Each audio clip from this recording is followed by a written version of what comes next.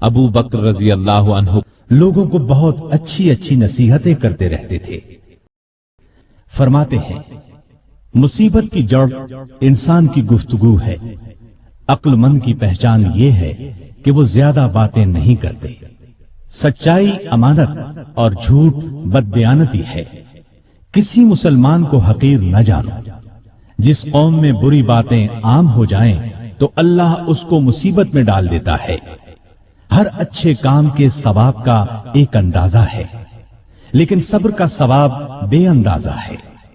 گناہ سے توبہ کرنا ضروری ہے، لیکن گناہ سے بچنا اس سے بھی زیادہ ضروری ہے۔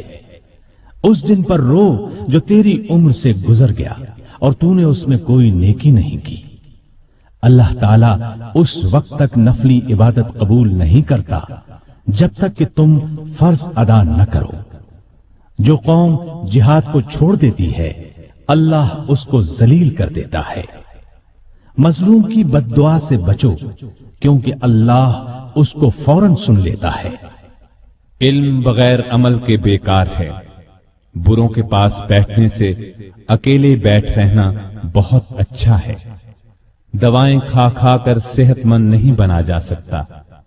جس پر نصیحت اثر نہ کرے اس کا دل ایمان سے خالی ہے۔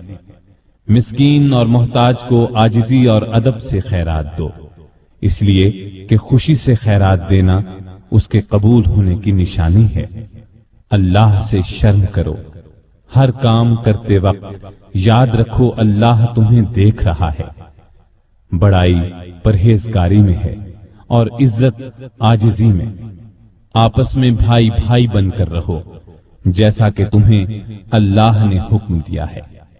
ایک دوسرے سے تعلق مت توڑو، کسی سے حسد نہ کرو اور نہ کسی کے خلاف دل میں کینہ رکھو۔ ابو بکر رضی اللہ عنہ سب سے پہلے اسلام لانے والوں اور عشرہ مبشرہ میں شامل ہیں۔